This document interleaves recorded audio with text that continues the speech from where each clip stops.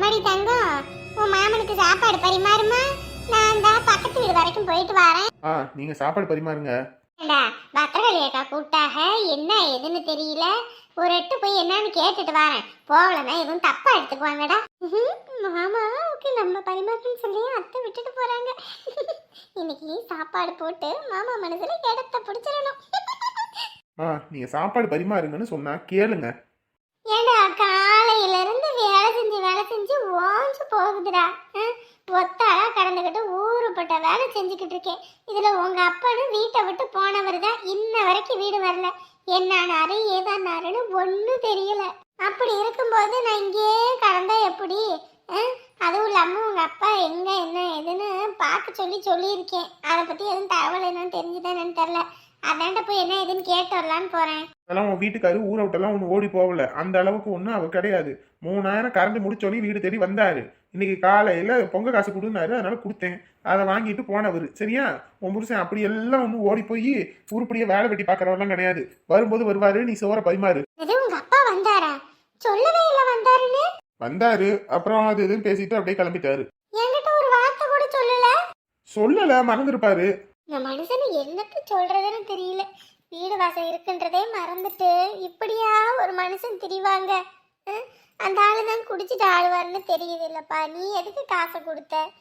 கொடுக்காமையாவது இருக்கணுமா இல்லையா? மாமா சாப்பாடு ஆறுது மாமா, சாப்பிடுங்க. என்னைக்கே நான் கொடுக்க மாட்டேன். இன்னைக்கு போனா போதுன்னு பாவம்னு சொல்லி கொடுத்தேன். எங்கிட்ட தெரிஞ்சிட்டு வருவாரு. மாமா சாப்பாடு ஆறுது மாமா, சாப்பிடுங்க மாமா. என்னமோ ஒண்ணு, நான் ஒன்னும் சொல்றதுக்கு இல்ல. மாமா சாப்பாடு ஆறுது மாமா, சாப்பிடுங்க. ஃபர்ஸ்ட் நான் சாப்பிட்டுக்குவேன், நீ போய் ரூம்ல இரு. இல்லைன்னா நீ அங்கிட்டு போய் உட்காந்து சாப்பிடு. இந்த ஆசையே உனக்காக சாப்பாடு பரிமாறேன்னு வந்த பிள்ளையே இப்படிதான் மூஞ்சில் அடிச்ச மாதிரி பேசுவியா? மா என்னம்மா அப்ப உங்களுக்கு பிரச்சனை? எனக்கு ஒரு விஷயம் பிடிக்கலன்னா பிடிக்கலதான். சும்மா என்னை வழுக்க டைம் பண்ணிக்கிட்டு இருக்காதீங்க. பாருப்பா, நான் போனதுக்கு அப்புறம் அவதான் உன்னை இங்க இருந்து பார்க்கணும் வைக்கணும். வீட்டுக்கு வந்த பிள்ளையே இது பண்ணி பேசிக்கிட்டு இருக்காத. எதை பண்ணியும் பேசல. தயவு செஞ்சு எனக்கு இதெல்லாம் பிடிக்காது. என்னை இதெல்லாம் கம்பல் பண்ணாதீங்க. நீங்க சாப்பாடு போடுங்கன்னா போடுங்க. அப்படி இல்லையா கம்மன் இருக்க சொல்லி அவளை உள்ள போய் அது இருக்க சொல்லுங்க. மாமா நீங்க சாப்பிட்ற வரைக்கும் நான் பேச கூட மாட்டேன் மாமா. நீங்க பட்டுக்கு சாப்பிடுங்க, நான் பரிமாறேன். அத்தை தான் ஏதோ வெளியே போகணுன்றாங்கல்ல, போயிட்டு வரட்டும் மாமா. இவனை இப்படியே விட்டா வேலைக்கு ஆகாது. பஞ்சை நெருப்பையும் பக்கத்துல வச்சானா அது பத்திக்கும். நம்ம இங்கிட்டு இருந்தோம்னா இவன் இப்படிதான் பண்ணிக்கிட்டு இருப்பான். நம்ம பாட்டுக்கு கிளம்பி போயிருவோம். அம்மா அம்மா சொல்ல என்ன நீ பாட்டுக்கு போய்கிட்டு இருக்க? ஆமா நான் பேச மாட்டேன் மாமா, நீங்க சாப்பிடுங்க. பாரு, எனக்கு இதெல்லாம் பிடிக்காது. சரியா? தயவு செஞ்சு நீ ஒரு ரூம்ல போய் உட்காந்துரு. என்ன மாமா இப்படி மூஞ்சில் அடிச்ச மாதிரியே பேசுறீங்க? எவ்வளவு அன்பா பேசுறேன் நான் உங்ககிட்ட. எனக்கு இதெல்லாம் பிடிக்காது தங்கம். தயவு செஞ்சு நீ போ. சரி, நான் உங்ககிட்ட பேசல, நீங்க சாப்பிடுங்க. ஓ, என்ன மண்டைக்கு வலி எல்லாம் பண்ணிட்டு இருக்கான்.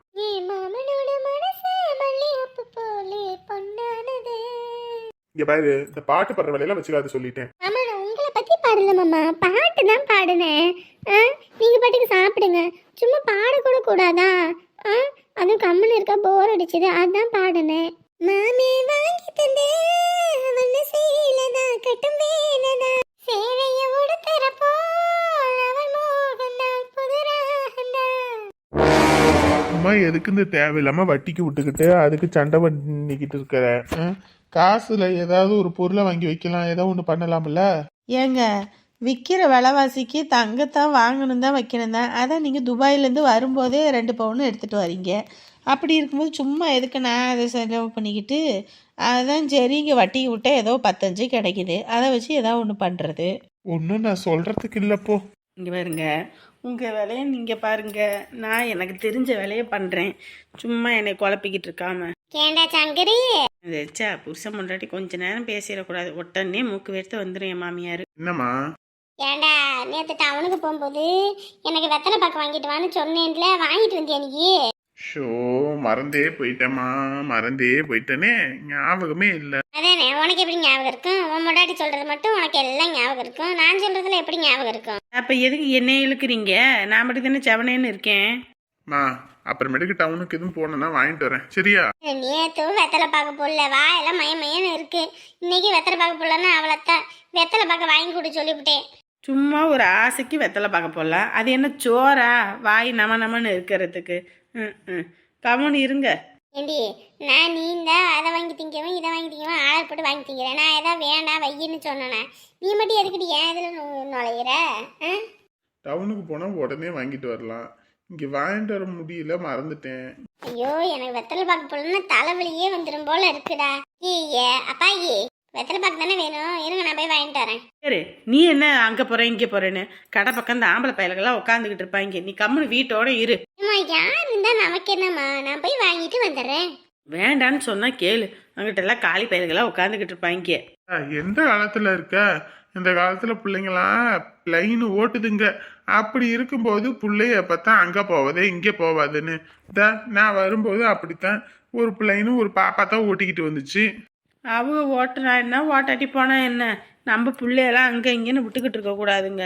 காலி பயல்களா திரியிறானுங்க. இதுக்கு இன்னொரு பையனை பெற்றிருக்கணும். ஒத்த பொம்பளை பிள்ளைய பெத்தா இப்படித்தான் கடைசி காலத்துல கொல்லி வைக்கோட புள்ள இல்லாம கிடக்கு. என்னம்மா பேசிக்கிட்டு இருக்க? பின்ன என்னடா, அப்பயே சொன்னேன் ஒரு பையன் வாரிசு இருந்தா குடும்பத்தை பாப்பா வைப்பா, இன்னொரு பிள்ளைய பெற்றுக்கங்கன்னு. எங்களுக்கு நாம் இருவர் நமக்கு ஒருவர்னு போடிங்க.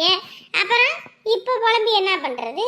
கடைசி காலத்துல கொல்லி உடைக்கணும்னா கூட ஒரு ஆம்பளை பையன் தான் வேணும். அப்பாயி எந்த காலத்துல இருக்கீங்க? இந்த காலத்துல எல்லாம் ஆம்பளை பையன் தான் வந்து கொல்லி வைக்கணும்னு இல்லை, ஒரு சுவிட்ச் போட்டாலே மொத்தமா முடிஞ்சிருது. சரியா?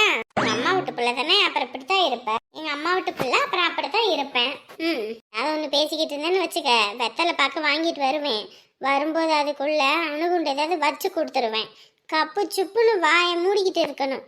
ஏதாவது ஒன்று பெசரு தட்டுனுச்சு பாம் வாயே வெந்து போயிடும். அப்புறம் ஐயனாலும் வராது, அம்மானாலும் வராது.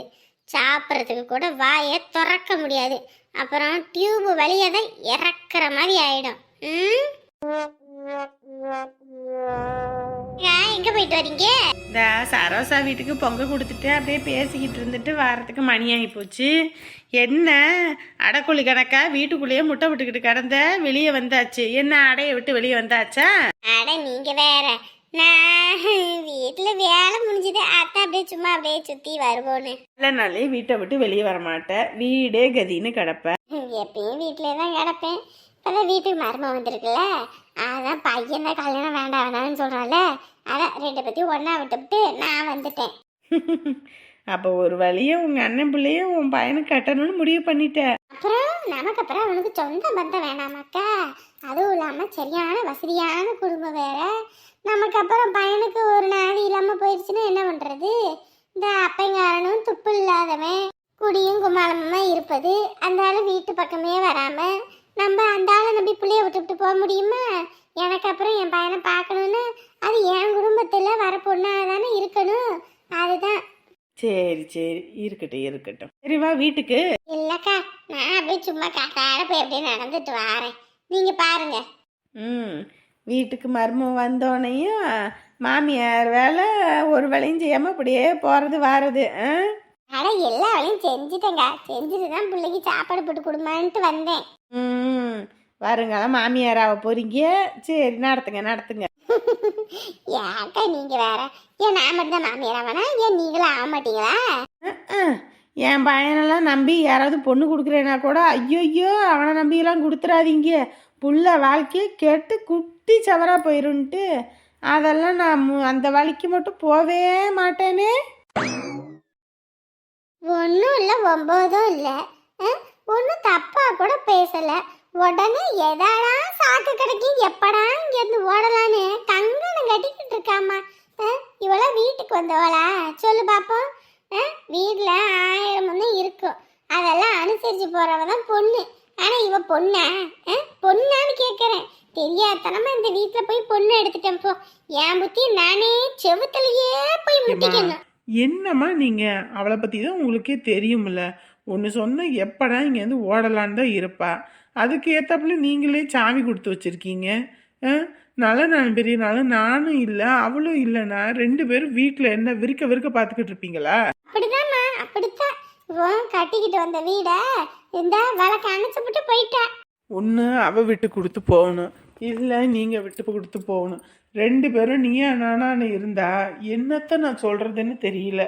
எனக்கும் தான் 1000 கஷ்டம் இருக்குது. நான் என்ன அதுக்குன்னு அனுசரித்து போகாமையா இருக்கேன்? நீ அது விட்டு கொடுத்து போவேம்மா. உன் மாமியார் மாதிரியா? மருமவ நல்லாவே இருக்கக்கூடாது, பையன் மட்டும் நல்லா இருக்கணும் அப்படியா நான் நினைக்கிறேன்? அவன் பாட்டுக்கு இருக்கிற நம்ம பாட்டுக்கு இருக்கோம். ஒவ்வொரு வேலையும் ஏதோ கடமைக்கேவே செஞ்சா அப்புறம் இது யார் வீடு? நான் போனதுக்கு அப்புறம் இந்த வீடை அவ தான் அனுபவிக்க போறா, எல்லாத்தையும் அவ தான் தூக்கிக்கிட்டு போக போறா. நானும் சாவர காலத்தில் தூக்கிட்டு போக போறேன். எல்லாத்தையும் அனுசரிச்சு போகணுன்ற எண்ணமே இல்லை. இந்த காலையில போனவ இன்ன வரைக்கும் என்ன ஆச்சு ஏதாச்சுன்னு ஒரு தகவலும் இல்லை. இதுதான் ஒண்ணுன்னா போதும், அச்சுன்னு சொன்னா கூட அம்மா வீட்டுக்கு ஓடிடுறா. அன்னைக்கு போய் 1.5 மாசம் உக்காந்து இருந்துட்டு வந்தா, இன்னைக்கு போயிருக்கா. இனி எத்தனை மாசம் ஆகுதுன்னு தெரியல. வரும்போது வரட்டும்னு நான் பாட்டுக்கு இருக்கேன். அப்படி வரலையா இவளை பத்தி விட்டுவிட்டு உன் தம்பிக்கு இன்னொரு கல்யாணம் பண்ணி வச்சிட வேண்டித்தான். அம்மா அந்த மாதிரி மட்டும் சொல்லாதம்மா, எவ்வளோ கஷ்டமா இருக்கு. அந்த பொண்ணு கேட்டால் அவளும் மனசு எவ்வளோ கஷ்டப்படும். நானும் ஒரு பொண்ணு தான். இன்னைக்கு நீ அவளுக்கு நினைக்கிற மாதிரி தான் நாளைக்கு எனக்கு நினைப்பாங்க. இப்படிலாம் பேசிகிட்டு இருக்காத. உனக்கு இப்படி ஒரு நாத்தனா கிடைக்கும் போதே தூக்கி தலையில வச்சுக்குவ. இன்னும் கொஞ்சம் நல்ல நாத்தனாலாம் கிடைச்சா உன்னை தாங்க முடியாது போ. சரி சரி, சண்டை போட்டுக்காதீங்க. ஏதாவது செஞ்சு சாப்பிடுங்க சரியா? நான் ஊர்லேருந்து எப்படியும் நாளைக்கு கிளம்பிடுவேன், வந்துடுறேன்.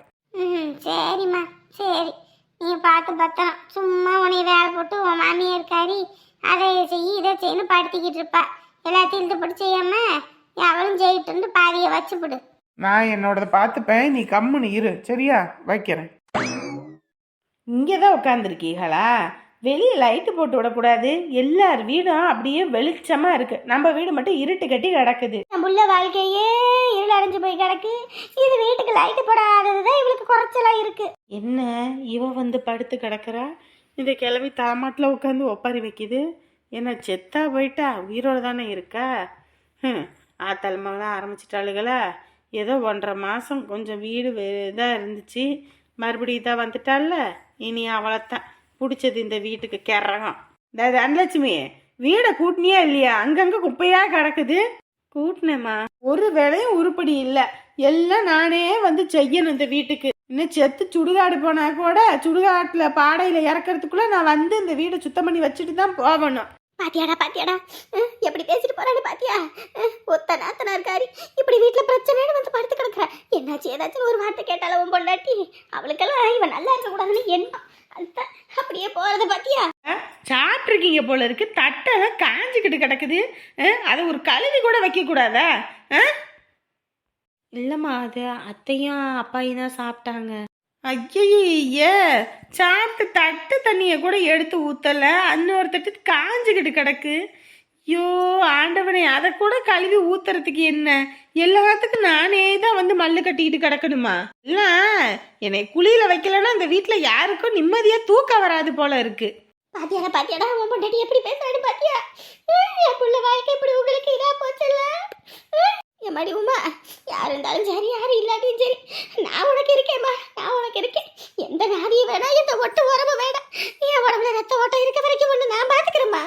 சோத்து பனையில் கொஞ்சோண்டு சோறு கூட இல்லை, மொத்தமாக வலிச்சு சாப்பிட்டீங்களா? வீட்டில் ஒருத்தி நான் இருக்கேன்றது நினப்பு இருக்கா இல்லையா?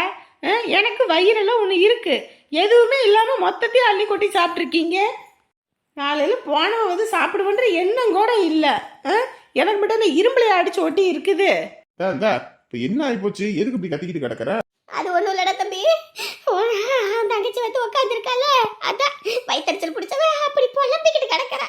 இத்தனை நாள் வரைக்கும் அவதான் தேவதை மாதிரி அவளை தூக்கிக்கிட்டு சுத்தினியே, இப்ப பாத்தியா? இது தாண்டா அவளோட உண்மையான குணம். கெட்டன பிடிச்சவ. பாருங்க, உங்க வேலை என்னமோ அதை மட்டும் பாருங்க. நான் இப்ப ஏதாவது உங்க பேசணும்னா வச்சுனா உங்க பேச்சு கூட நான் போகல. நான் வீட்டில் சோறு இல்லை, வெளியே போனவ பசியோட வருவாளுன்ற எண்ணமும் இல்லை, மொத்தத்தையும் வலிச்சு சாப்பிட்டா நான் என்ன பண்ண முடியும்? இப்ப என்ன ஆகி போச்சு? பசிக்குதா? விடு, கடையில போய் தான் வாங்கிட்டு வரேன், சாப்பிடுவேன். எனக்கு ஒன்றும் வேணாம். அப்படியே ஒன்றும் அடுத்தவங்க வாங்கி போட்டு தான் சாப்பிட்டு வாழணுன்ற அவசியம் இல்லை. இந்த அம்மாவும் வாயை வச்சுட்டு கம்மன் இருக்காது.